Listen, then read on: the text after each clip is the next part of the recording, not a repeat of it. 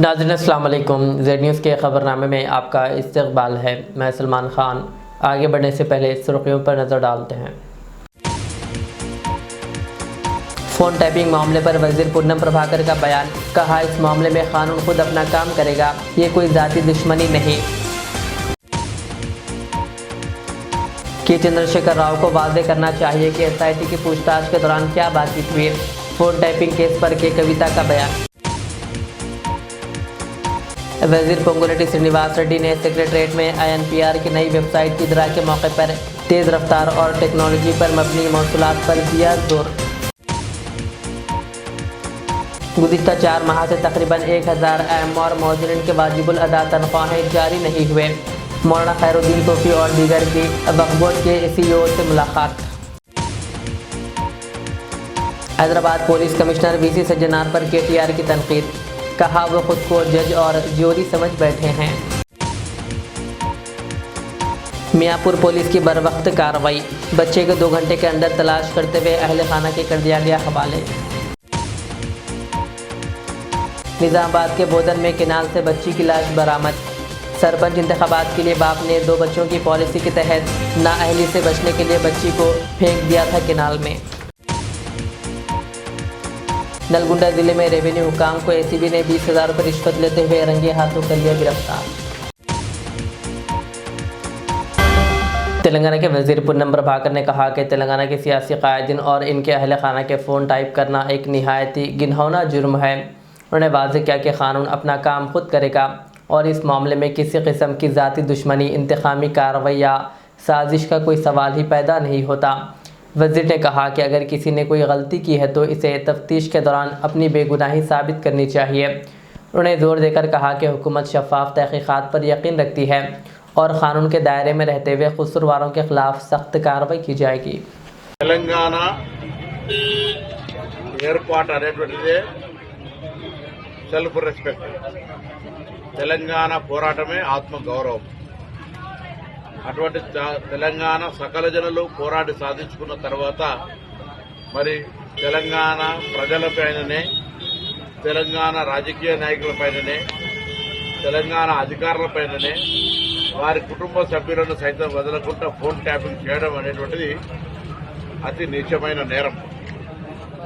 అందుకు సంబంధించిన విచారణలో భాగంగా పిలిస్తే దాన్ని రాద్ధాంతం చేస్తూ హింసాయుతమైనటువంటి పిలుపులను ఇస్తూ మరి రాజకీయపరమైన లబ్ధి పొందే ప్రయత్నం చేస్తూ ఉన్నారు. విచారణ జరిగితే అంత బాధపడితే మీరు కొందరి జీవితాల్లో అది రాజకీయంగా, ఆర్థికంగా, వ్యాపారకంగా, ఉద్యోగపరంగా, కుటుంబాల పరంగా వాళ్ళ సొంత ఏ రక్షణ సీక్రెట్ ఉంటుందో వాటిలోకి దొంగి చూసి మీరు ఆ డాటాను, ఆ సమాచారాన్ని దొంగిలించినటువంటి వ్యక్తులు కాబట్టి తప్పకుండా చట్టం తరపున చేసుకోబోతుంది. ఇలా కక్ష సాధింపు చర్య కానీ, కుట్రపూరితం కానీ ఏమీ లేవు. ఈరోజు వాటిని ఎదుర్కొని మీరు తప్పు చేయనట్టయితే తెలంగాణ ప్రజలకు ఇది మీరు తప్పు చేయాలని నిరూపించుకునే అవకాశం. విచారణ శిక్ష కాదు, విచారణ జరుగుతుంది. విచారణ జరిగినప్పుడు మీరు నిర్దిష్టతోనే నిరూపించుకోవాలని కోరుతా ఉన్నాం తప్ప డైవర్షన్ పార్టీ చేసి అదేదో కక్ష సాధింపు ధోరణిగా ప్రచారం చేయడం మానుకోవాలని కోరుతున్నాం.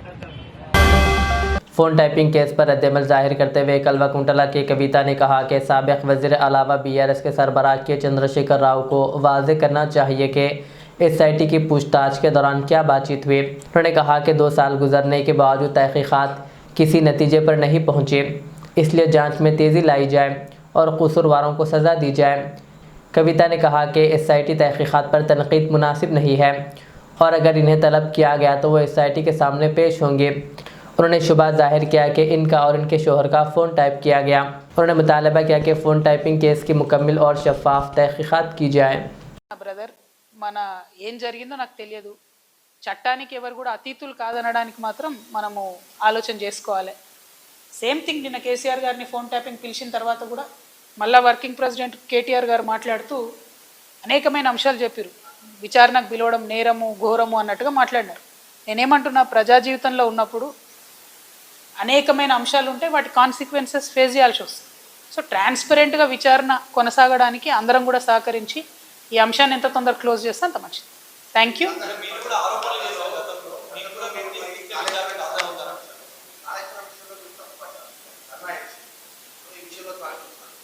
నేనేం తప్పు పట్టట్లే. నేనేమంటున్నా, వారు మాట్లాడిన మాటలు చూడండి. ఎట్లా అయితే మంచోడైనా చెడ్డోడైనా మేము చెప్పిన వాళ్ళకే ఓటేయాలన్నారో, అసలు మమ్మల్ని విచారణకే పిలవద్దు అన్నట్టు మాట్లాడుతున్నాం. అసలు ఆ సిచ్యువేషన్ ఎందుకు వచ్చింది? ఇన్ని రోజులు పిలవలేదు కదా కేసీఆర్ గారిని విచారణకు. ఇప్పుడు ఆ సిచ్యువేషన్ వచ్చింది కదా. ఆ సిచ్యువేషన్ ఎందుకు వచ్చిందో ఇప్పటికన్నా అంతర్గతంగా వాళ్ళు పరిశీలన చేసుకోవాలి. ఒకటి.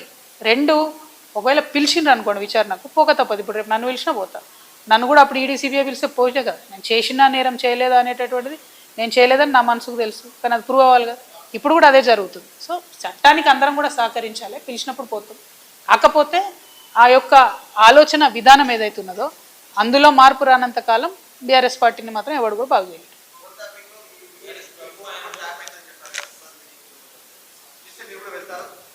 తప్పకుండా చట్టానికి సహకరిస్తాం కదా. చట్టానికి సహకరించకుండా ఎందుకుంటాం? వెళ్తాం. ఓన్లీ థింగ్ నేనేమంటున్నా అంటే, కాంగ్రెస్ గవర్నమెంట్ గుంటనక్కగతోని కంప్లీట్గా మ్యాచ్ ఫిక్సింగ్లు ఉన్నారు కాబట్టి వాళ్ళు దీన్ని కంక్లూడ్ చేయరు. నిజమైన నేరస్తులు బయటకు వస్తారని నేను అనుకుంటలేను. ఏదో టైంపాస్ చేసి ఇప్పుడు మున్సిపల్ ఎన్నికలు 10-11 రోజులు హడావుడి చేసి వదిలేస్తారేమో అనేటటువంటి ఆలోచన నాకున్నది. కాబట్టి Congress has to prove if the government is transparent, if they are serious, ఈ ఇన్వెస్టిగేషన్ షుడ్ గో ఫార్వర్డ్. ఏడబోతుంది 2 ఏళ్ల నుంచి? ఎక్కడ వేసిన గొంగలు అక్కడే ఉంది, తిరిగిన దగ్గరే తిరుగుతూ ఉన్నది. సో స్టాండ్ వేసి సైకిల్ తొక్కినట్టు ఉంది పరిస్థితి. అట్లా కాకుండా కంక్లూడ్ కావాలని కోరుతున్నాను నేను. वज़ीर रेवेन्यू हाउसिंग व इत्तलात आमा पंगुलटी श्रीनिवास रेड्डी ने कहा कि अवामी हुकूमत ने 2 बरस में वाज़ेह तब्दीली लाकर अवाम के एतमाद को बरकरार रखा है और तेलंगाना को माली बहरान से निकालकर एक मजबूत फलाही रियासत की जानिब गामज़न किया है। उन्होंने बताया कि ज़राअत, तालीम, सेहत, रिहाइश, बारिश चावल की फराहमी, राशन कार्ड्स और रोज़गार के शोबों में इस्लाहात से ज़मीनी सतह पर मुस्बित नताइज सामने आ रहे हैं, जिससे तेलंगाना कौमी सतह पर एक मिसाली रियासत बन रही है।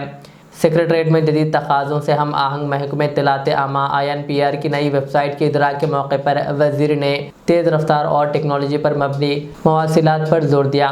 उन्होंने कहा कि वज़ीर आला रेवंत रेड्डी की क़ियादत में हुकूमत ने 2 बरस मुकम्मिल करते हुए 6 ज़मानतों पर अमल दरामद किया और तेलंगाना राइजिंग 2047 विज़न को आगे बढ़ाया। इस मौके पर महकमे इत्तलात व ताल्लुकात आमा के अहदेदारों के अलावा दीगर मौजूद थे।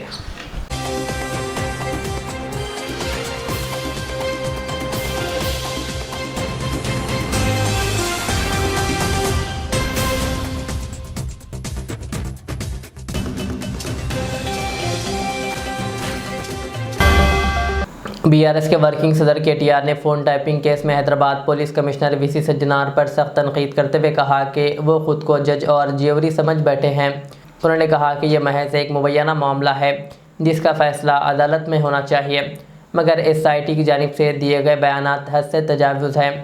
KTR ये रद्द-ए-अमल उस वक्त दे रहे थे जब SIT ने साबिक़ वज़ीर आला के चंद्रशेखर राव से इनके हैदराबाद की रिहाइशगाह पर तकरीबन 5 घंटे तक पूछताछ की।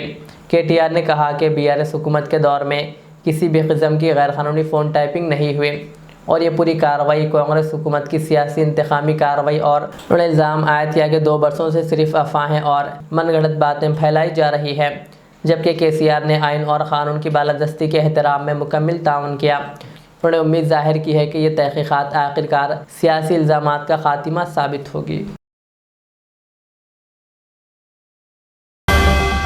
सुन्नी उलमा कौंसिल ऑफ इंडिया के सदर मौलाना खैरुद्दीन सूफ़ी ने आइम्मा और मौज़िनीन के एक वफ़द के हमरा तेलंगाना स्टेट वक्फ बोर्ड के CEO असदुल्ला से मुलाकात की। इस मौके पर वफ़द ने नवंबर से अब तक आइम्मा और मौज़िनीन की तनख्वाहें अदा न किए जाने पर तशवीश का इजहार किया। मौलाना खैरुद्दीन सूफ़ी ने बताया कि गुज़िश्ता 4 माह से तकरीबन 1000 आइम्मा और मौज़िनीन के वाजिबुल अदा तनख्वाहें जारी नहीं हुए, जिससे इनके घरेलू हालात बुरी तरह मुतासिर हो रहे हैं। उन्होंने वक्फ बोर्ड से मुतालबा किया कि बकाया जात फौरी तौर पर जारी किए जाएँ। CEO ने मसले के जल्द हल की यकीन दहानी कराते हुए मुतालिका कार्रवाई तेज़ करने का वादा किया। तो मौजूद नाज़रीन किराम, इस वक्त हम वक्फ बोर्ड में हैं और अभी कुछ देर पहले CEO रियासती तेलंगाना वक्फ बोर्ड जनाब असदुल्ला साहब से हम रात मुलाकात किए और ये मुलाकात की अहम वजह ये थी कि नवंबर में जो रियासत के अइम्मा मौज़नीन को एजाज़िये दिए गए थे, जिसमें से 1000 के करीब अइम्मा मौज़नीन को एजाज़िये नहीं मिले और बारहा जो है ना नुमाइंदगी करते रहे और उनको कोई जो ना तशफ़ी बख्श जवाब नहीं मिला। तो आज हम सीओ साहब से हम मुलाकात किए और कुछ इमाम मौज़नीन के हम जिनको पैसे नहीं आए हम लिस्ट भी उनके हवाले करें। ये उनकी लिस्ट है ये। तो जैसा कि नाज़रीन आप जानते हैं, ऑल इंडिया सूफी उलमा कौंसिल हमेशा इमाम मौज़नीन के हक़ के लिए और गरीब मैयतों के हक़ के लिए हम आवाज़ उठाते रहे, लड़ते रहे। आज हम इसी सिलसिले में यहाँ पर आए हैं। तो सीओ साहब बर वक्त इसके ऊपर कार्रवाई करने के लिए जो है ना आप वादा किए हैं और अनकरीब ये पैसे जारी करने का वादा किए हैं। ये तो खैर बात जो है ना हम आने के बाद वादा करना ये कोई बड़ी बात नहीं है, लेकिन मैं यहाँ पर ये बात कहना चाहता हूँ, आज वक्फ बोर्ड का हर मुलाजिम अपने आप को जो है ना चीफ मिनिस्टर समझ रहा है और अइम्मा मौज़नीन के साथ आए दिन बदतमीजी से गुफ्तगू हो रही है। और ये जो ना नवंबर से आज तक ये पैसे जारी नहीं हुए तो हमारा सीईओ और हमारा चेयरमैन क्या कर रहा, मैं ये पूछना चाह रहा हूँ। फाइनेंस में अगर ये पैसा रुका हुआ है तो ये लोग किस बात की तनख्वाह ले रहे हैं? और शर्म की बात तो ये है कि जो गरीब मैयतों के लिए 5,000 रुपये मंजूर किए वो तक जारी नहीं हो रहा। यहाँ से क्या इनके बाप के जेब से दे रहे पैसे? ये आवाम का पैसा, हमारा पैसा।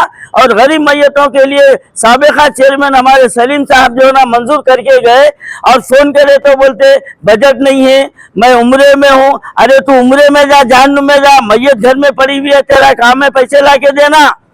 हाँ, आज ये वक्फ बोर्ड का ये आलम हो गया है और सीओ साहब का ये आलम है। आधा आधा घंटा हमको बाहर बिठाते और जो दलाली करने आते, जो पैरेकारी करने आते, उनके लिए गेट खुल जाता। हाँ, और जो अपने हक के लिए आते, जो वक्फ बोर्ड जिसके लिए है, उनके लिए इनके पास दरवाजे बंद है। इससे बड़ी बदबख्ती की बात क्या होती है? और मैं सामने जो ना सीओ साहब को बोला हूँ और इन्हों फोन नहीं उठाते इन्हों और बोले कि मेरे से गलती हो गई, माफी चाहते। आधा घंटा बाहर ठहरना, पैरों का अंदर जाना, हाँ, शर्म की बात है ये। अब पानी सर से ऊंचा हो गया है, हम इसको बर्दाश्त करने वाले नहीं है। और मैं सीओ साहब को वाज़े अंदाज में कह दिया हूँ कि रमजान से पहले ये पैसे आ जाना चाहिए। और यहाँ पर ये बात वो खुद जो है ना खुबले हैं, 850 इमाम मर्दों के पैसे रुके हुए, क्यों रुके हुए? ये लोग क्या कर रहे हैं आखिर? क्या बैठ के सिर्फ तनख्वाह खाने के वास्ते है? क्या कर रही है ये बेचारे मासूम जो है ना इमाम मर्दानों को 5,000 6,000 रुपये मस्जिदों से तनख्वाह मिलती। यहाँ से जो है ना 5,000 जो हुकूमत से मिलते, एक सहारा है, उसको भी ये लूटना चाह रहे, उसको भी दबाना चाह रहे। फिर तुम्हारी नौकरी किस काम की है? मैं वार्निंग दे रहा हूँ, मैं चेयरमैन साहब को और सीओ साहब को, रमजान से पहले हमारे ये पूरे 1,000 के करीब इमाम मौज़न है, इनके पैसे बाकी है, वो आ जाना चाहिए, वरना रमजान से पहले हम यहाँ पर धरना करेंगे। शहर की मियाँपुर पुलिस ने बर वक्त पेट्रोलिंग के बायस एक लापता 5 साला बच्चे को महफूज तरीके से इनके वालिदैन से मिला दिया। बच्चा घर से तकरीबन 1 किलोमीटर दूर भटक गया था, जिसे 2 घंटे के अंदर तलाश करके अहले खाना के हवाले किया गया। इस मौके पर वालिदैन ने सैबराबाद पुलिस की फौरी इक़दाम की सताइश की।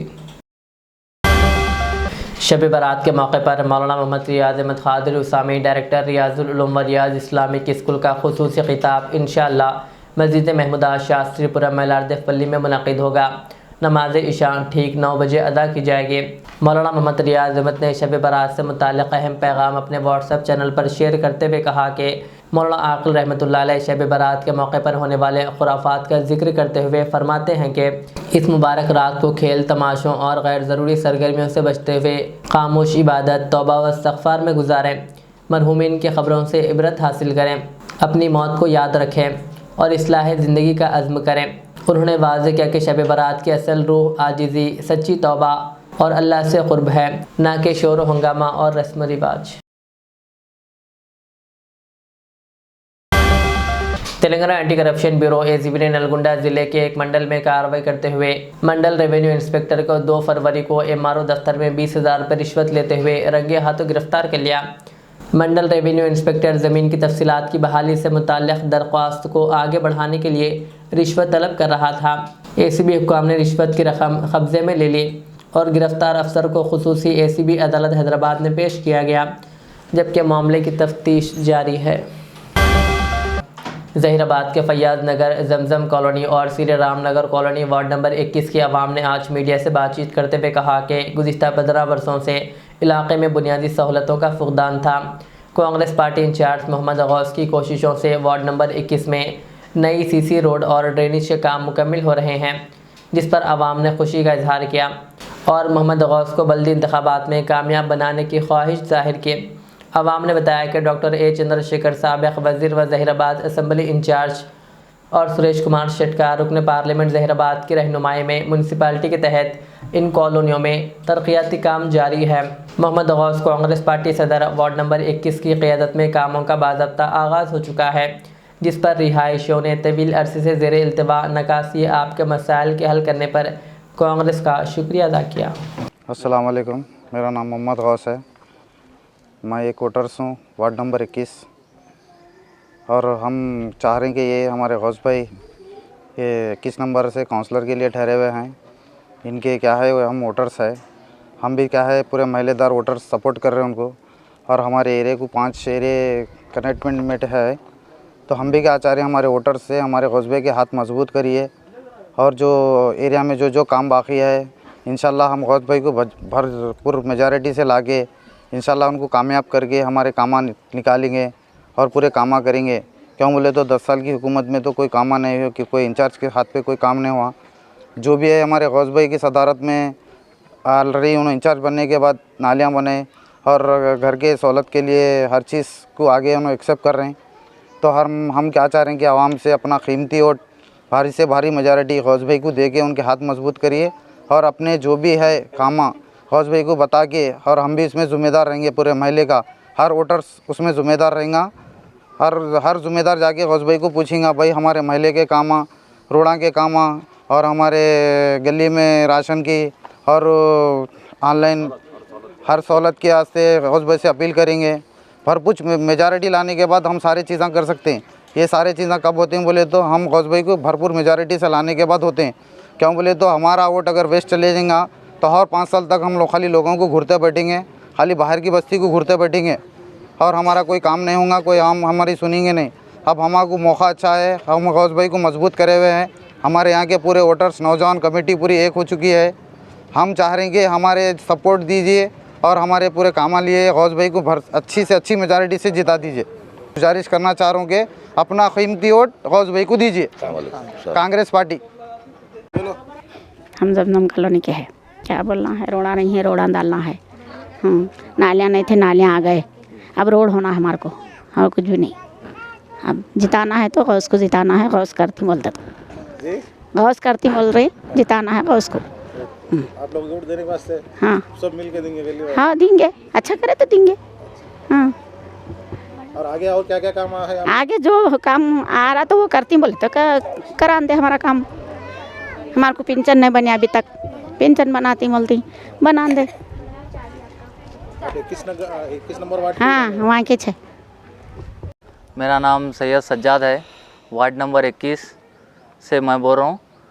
जो है ना यहाँ पे हमारे को डेवलपमेंट बस्ती में हमारी कुछ भी नहीं था। जो भी है खाली वादे करते गए, वादे करके 5 साल को एक बार आए, उसके बाद दिन में कभी भी नहीं। जैसा कि जाके पूछे हाँ जो गए फयाज नगर कहाँ है, फुगट नगर कहाँ है, कोई से भी कामों के वास्ते गए तो क्या खाली 5 साल को एक बार आते गए। और 10 साल की हुकूमत में ना कुछ डेवलपमेंट हुआ हमारे को, ना कुछ हुआ। लेकिन 2 बार आया ना एमएलए साहब हमारे को 10 साल में 2 बार खाली, एक बार वोट पूछने फिर वोट पूछने चाहिए उन्होंने, बस खाली टाइम कभी नहीं है। आप लोगों का क्या मुतालबा है? हम सिर्फ गौस भाई हम 21 नंबर वार्ड के वोटर से ये गुजारिश करना चाह रहे कि गौस भाई को ज़्यादा से ज़्यादा मेजॉरिटी में वोट दे के कामयाब करेंगे और इंशाल्लाह और हाथ मजबूत करेंगे और काम लाए जैसा उनको मजबूत करेंगे इंशाल्लाह। एडिटर रोज़नामा सियासत नवाब जाहिद अली ख़ान ने कहा कि मुसलमानों को अपनी नई नस्ल को दीनी और असरी तालीम से आरास्ता करने पर खुसूसी तवज्जो देनी चाहिए, क्योंकि इल्म वो दौलत है जिसे कोई नहीं छीन सकता। वो अमेरिका में मुक़ीम मुमताज़ अदीब व दानिश्वर डॉक्टर असलम अब्दुल्ला की 2 अंग्रेज़ी तसानीफ़ मुस्लिम एजुकेशन इंडिया ए पैनोमेरिक व्यू और FMF अक़ीदा तालीम और इख्तियारात का सफ़र की रस्म इजराई के बाद इजहार ख़याल कर रहे थे। इस मौके पर अमेरिका में मुक़ीम मारूफ माहिर नफ्सियात डॉक्टर मोहम्मद कुतुबुद्दीन मेहमान ख़ुसूसी थे। नवाब जाहिद अली ख़ान ने डॉक्टर असलम अब्दुल्ला और डॉक्टर मोहम्मद कुतुबुद्दीन की मिली समाजी और तालीमी खिदमात को ख़िराज तहसीन पेश किया और तसानीफ़ के उर्दू तर्जुमे की तजवीज़ दी। डॉक्टर मोहम्मद कुतुबुद्दीन ने कहा कि यह तक़रीब इनके लिए यादगार और तारीख़ी हैसियत रखती है, जबकि प्रोग्राम में कई मुमताज़ इल्मी व सहाफ़ती शख्सियात ने भी शिरकत की। जो काम हो रहा है आज, ये बहुत पहले से शुरू होना चाहिए था। बड़ी देर लग गई, लेकिन अब जो काम हो रहा है वो सारे तवानाइयों के साथ ये लोग काम कर रहे हैं, और बहुत अच्छी बात है कि आज जो काम हो रहा है मुसलमानों के लिए वो एक बहुत बड़ी चीज़ है। मैं समझता हूँ कि जो काम मुस्लिम एजुकेशन इन इंडिया जो किताब निकली है, तो हिंदुस्तान में जो काम हो रहा है तालीम का, उसकी सारी रूदार इसमें मौजूद है। बहुत अच्छी बात है, इसलिए कि किसी को मालूम नहीं है कि कहाँ पर क्या हो रहा है, लेकिन जहाँ पर भी काम हो रहा है बहुत मुनज़्ज़म तरीक़े से हो रहा है। ये बहुत अच्छी बात है मुसलमानों के लिए। तो मैं ये चाहता हूँ कि इस किताब के बारे में तो कुछ नहीं कहूँगा। ये मेरे दोस्त नाकदार साहब की वजह से ये फेडरेशन चल रहा है था, जिसके लिए मैं खुद अमेरिका गया था और 9 स्टेट्स फिर के हम वो कॉन्फ्रेंस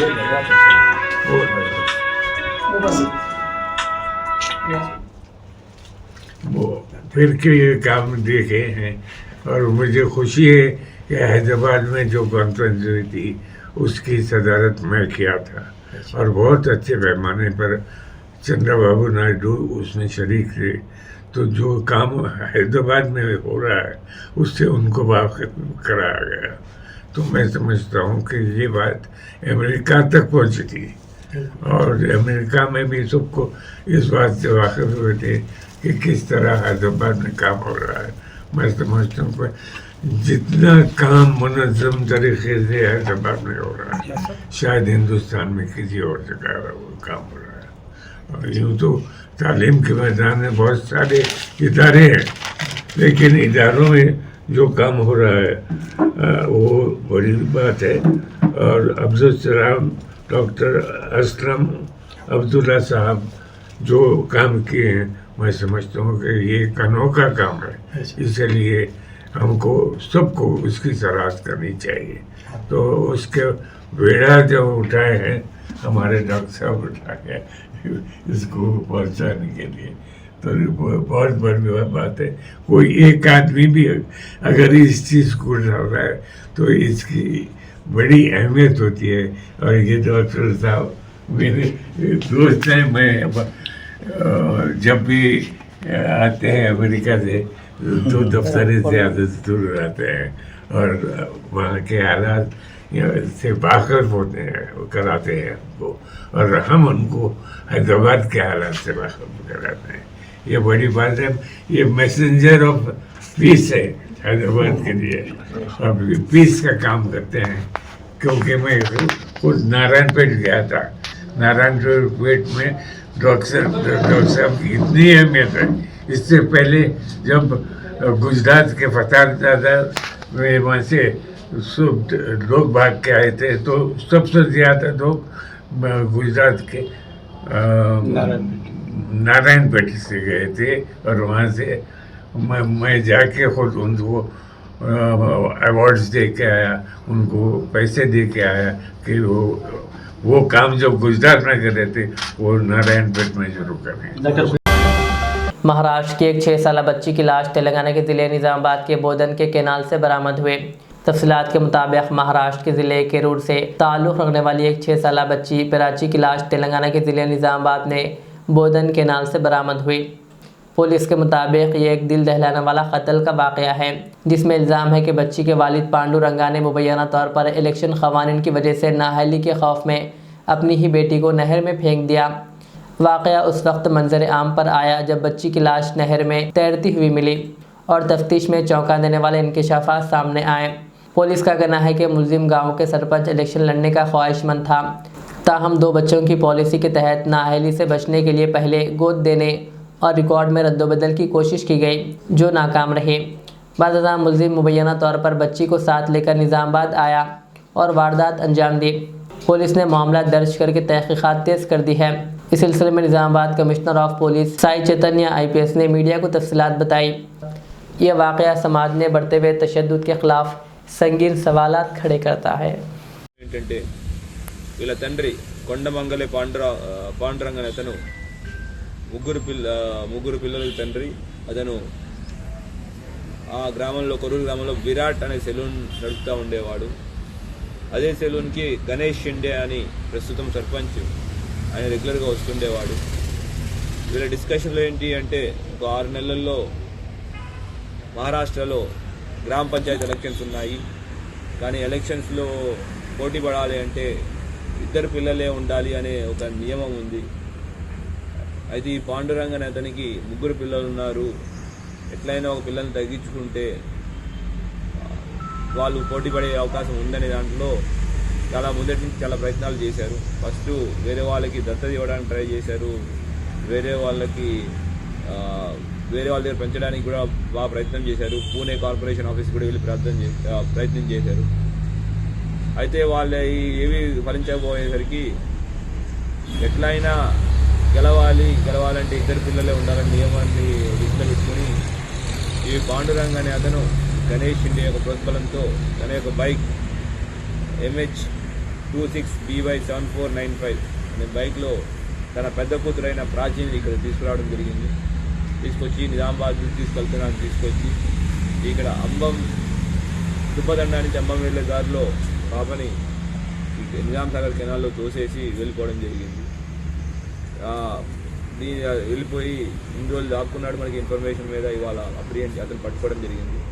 ఇంత మొత్తం ఆపరేషన్ని దగ్గరుండి సూపర్వైజ్ చేస్తూ లీడ్ చేసిన ACP గారికి, తర్వాత inspector DI Bodhan rural inspector Vijay గారికి, ఎస్ఐలు Edapalli SI Rama and Renjal SI చంద్రమోహన్కి మరియు మొదట టీం అందరికీ కష్టపడి ఈ కేసు ఛేదించారు. వీళ్ళందరికీ మనస్ఫూర్తిగా అభినందనలు తెలుపుతున్నాను.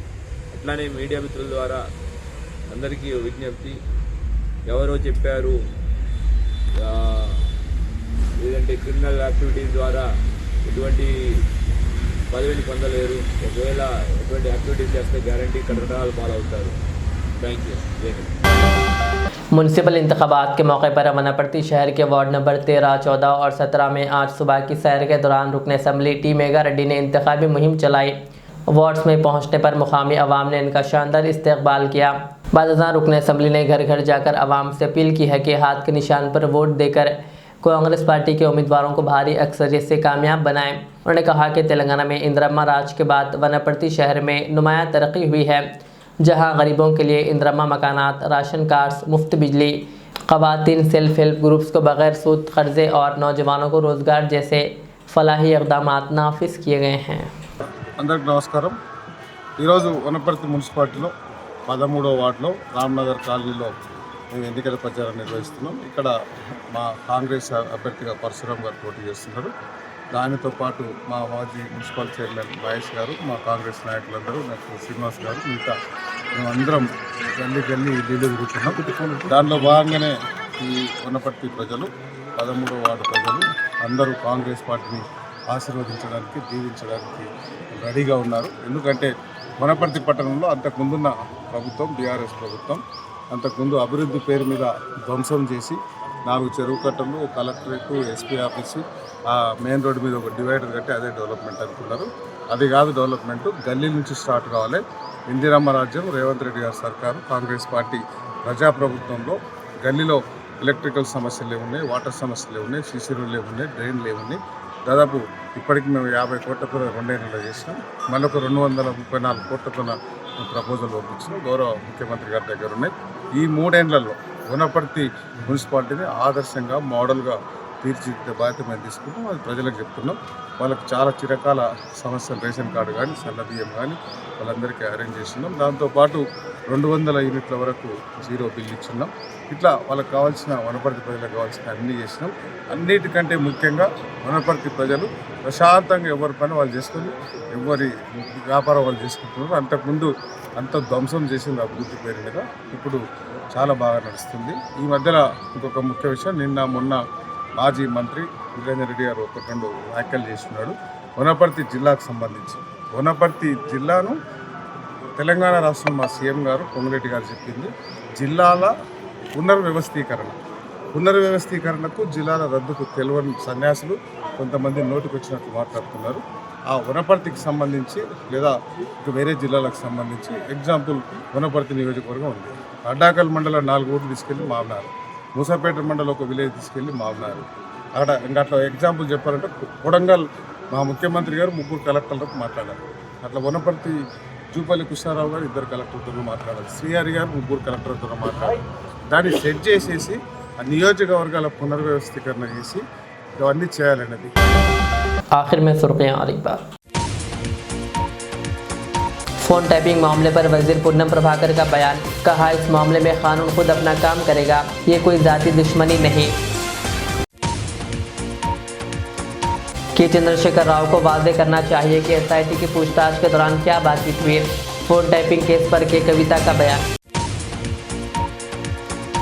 वजीर पोंगुलेटी श्रीनिवास रेड्डी ने सेक्रेटरीट में INPR की नई वेबसाइट की इदरा के मौके पर तेज़ रफ्तार और टेक्नोलॉजी पर मबनी मौसूलात पर दिया जोर। गुज़िश्ता 4 माह से तकरीबन 1000 AMR मौजूदीन के वाजिबुल अदा तनख्वाहें जारी नहीं हुए। मौलाना खैरुद्दीन तोफ़ी और दीगर की वक्फ बोर्ड के CEO से मुलाकात। Hyderabad police commissioner VC Sajjanar पर KTR की तनकीद, कहा वो खुद को जज और ज्यूरी समझ बैठे हैं। मियाँपुर पुलिस की बरवक्त कार्रवाई, बच्चे को 2 घंटे के अंदर तलाश करते हुए अहले खाना के कर दिया गया हवाले।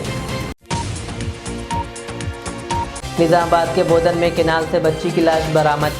सरपंच इंतखाबात के लिए बाप ने 2 बच्चों की पॉलिसी के तहत नाअहली से बचने के लिए बच्ची को फेंक दिया था केनाल में। ये थी आज के दिन भर की हमारी खबरें। मुझे इजाज़त दीजिए। हमारे चैनल को यूट्यूब पर सब्सक्राइब, फेसबुक पर लाइक शेयर ज़रूर करें। अल्लाह हाफिज़। रियाज इस्लामिक स्कूल तालीमी मैदान में एक नया इनकलाब, इस्लामिक और मॉडर्न एजुकेशन की अजीम दरसगाह। 23 साल तजुर्बे के बाद तलबा और तालिबात के लिए रियाज इस्लामिक स्कूल पेश करता है हिफ्ज़ कुरान, नाज़िरा कुरान क़ायदे के अलावा नर्सरी ता 10वीं जमात तक की तालीम का बेहतरीन नज़्म। बच्चों के लिए हॉस्टल की सहूलत, मुस्तहिक़ तलबा के लिए खुसूसी रियायत, तलबा और तालिबात के लिए अलहदा क्लासेस के माकूल नज़्म, खुसूसी computer classes, hardware and software training, बच्चों में तहरीर और तकरीरी सलाहियतों को उजागर करने के लिए हफ्तावारी प्रोग्राम, काबिल और मुशफ़िक़ असातिज़ा इकराम की निगरानी में बेहतरीन तालीम नज़्म। सुबह 8 बजे तक शाम 4:30 बजे दाखिले जारी हैं, उजलत कीजिए। Riyaz Islamic school, opposite lane, new SR petrol pump, Vattepally, Hyderabad. Al Riyaz tours and travels नज़द Riyaz health care clinic, Mustafa Nagar, Falaknuma, Hyderabad. Air ticketing international और domestic, visa endorsement, immigration, passport दाखिल करने में ताउन, विजिट वीज़ा और उम्रा वीज़ा के लिए हमसे रब्त करें। वेस्टर्न यूनियन और मनीग्राम के साथ साथ दीगर सहूलियात भी मौजूद। Proprietor Mohammad Riyaz Ahmed, Al Riyaz tours and travels. खिदमत का मौका दें, आपका इत्मीनान हमारी कामयाबी। Modern trends readymade menswear collection पेश करते हैं आपके लिए आला अक़साम व मियारी मलबूसात। हमारे यहाँ formal, party wear, jeans, T shirt और ट्रैक पैंट्स के वसी वैरायटीज दस्तयाब है। इसके अलावा मर्दाना घड़ियाँ, सन ग्लासेस और मियारी जूतों का शानदार कलेक्शन भी। ऑर्डर्स पर इम्पोर्टेड अशिया भी हासिल की जा सकती है, तो देर किस बात की, आज ही चले आएँ। हमारा पता है मॉडर्न ट्रेंड्स, बीबी का चश्मा रोड, टिकलकुंटा, फलकनुमा, हैदराबाद। मज़ीद मालूमात और राब्ते के लिए प्रोपरेटर मोहम्मद इमाद अहमद से रब्ता करें। 9959541435।